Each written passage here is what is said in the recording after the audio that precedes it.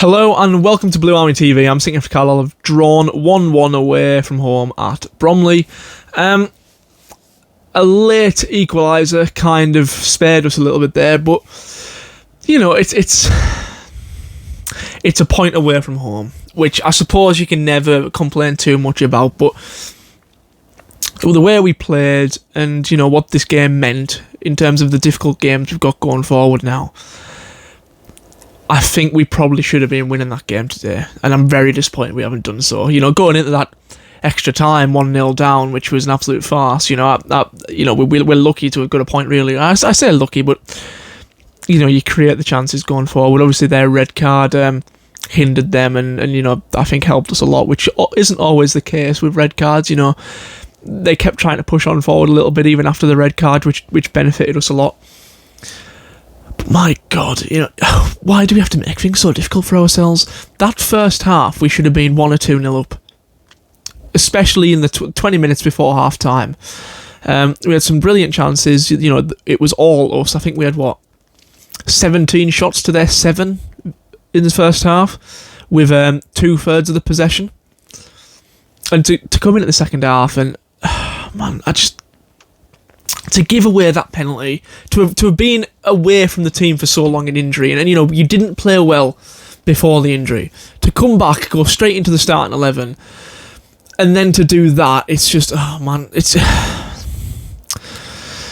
it did make me think, look, we've got Cameron Harper playing in midfield and Jack Ellis on the bench. We've got fullbacks. We shouldn't be playing Williams. His contract's up in January. He shouldn't have played that game. He made the really, really poor mistake to concede. And yes, he played well against Morecambe, apparently. I can't say I watched it. B-team boycott and all that. But look, what I will say, there was a lot of good signs, especially in the first half today. Breeze, I think, had another good game, which, it'll build on his confidence, especially considering we didn't get beat in the end. I think Sam Lavelle was poor, which was weird considering FotMob giving the man of the match with his assist. I just want to say, Terrell Thomas and Aaron Hayden. I didn't expect coming into the season that we would have a back line of Ben Barkley, Sam Lavelle and John Mellish. That's not a back line I ever really wanted to see. And it just shows you Aaron Hayden supposedly injured again, or whatever's happened with him, I don't know. He hasn't been available for much of this season. And Terrell Thomas, he's had his injuries, and I think he's even suspended on international duty. And he's, I understand you've got to go when you're called up, but at the same time, the best ability is availability. And although Terrell Thomas and Aaron Hayden are much better centre-backs than Ben Barkley and Sam Lavelle, you've got to blame the recruitment when you think of the fact that, although they're naturally more gifted, because they're never fit or they're never here, a lot of the times we're going to be stuck with that back line. But yeah, Ben Barkley, I think, didn't have a particularly good game either. He kept trying to shoot, which I thought was quite funny, and he made a very big mistake against Morecambe as well. So Bury, a point I want to make on him, he was pushed further forward, which I like. He was more in his position, and I suppose if you do decide to play Williams, you can always push him forward. Freddie O'Donoghue not involved, I thought was a little bit harsh after his goal in midweek. Obviously he's played a lot of football. I think he played two games in 2 days last week when he scored for the team on Tuesday and then scored in the FA Youth Cup for the youth team against Barnsley. But yeah, that point, you're happy with it because it's such a late equaliser, but in the grand scheme of things, we should have won that game, and we haven't. But we haven't lost. It's a point away from home. It's, our last 2 games. If I saw them games, Salford and Bromley, and you offered me 4 points from it, I would take it in a heartbeat, and that's what we've got. But we're now coming up against 2nd in the league and then 3rd in the league, so you've just got to think, were there points to be got there today? And what are the consequences of us not getting those points? Because I am disappointed with today. I'm not disappointed with the performance. I'm disappointed with individual errors, like I've said a lot this season, and I'm very disappointed that we couldn't score when we really should have. I think it was probably Dominic Sally's best game, and I think Danadu, obviously getting the goal, he looked dangerous as well.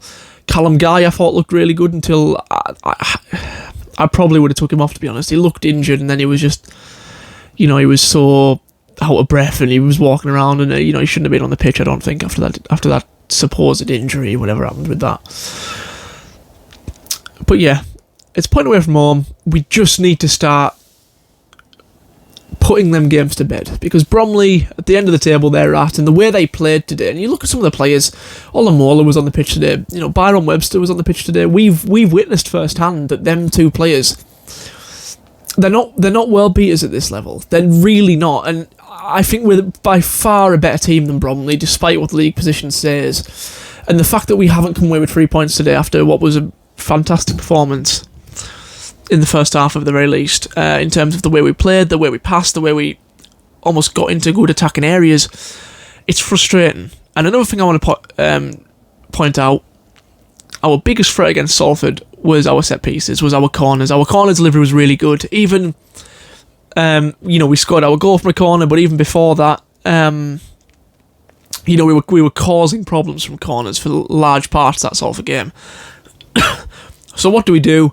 Going into this game away from home, we completely disregard our most, reputable attack and threat, and take pretty much every single corner short. And you're sitting there and not one of them even really led to any kind of chance. And it just made me think, why? Our corners were so good last week when we just, we put a good cross into the box. Yes, I understand that Bromley are a big team. And especially that number 5, and there was several others that were, they're a big team, and maybe it's not always the best idea to cross into a crowded penalty box. But the short corners weren't working, and it's not always about height with corners. It's about the movement. It's about how you decide to deliver the cross. And I just felt like we put our most dangerous threat, we just didn't use it. We just didn't at all take advantage of it.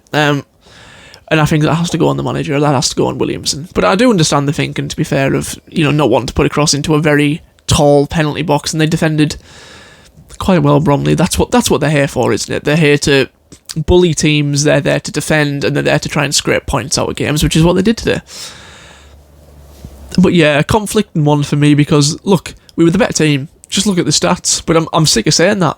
I'm sick of saying, look at the stats today. Because it just wasn't, it just wasn't our day today. Obviously, I'm happy to get a point. Obviously, I'm happy that we scored late again. 90 plus goals are always the best ones to celebrate. But I just feel we could have won that today, and I'm really frustrated that we haven't. But yeah, let me know what you think in the comments. Please like the video, subscribe to the channel, and in a bit.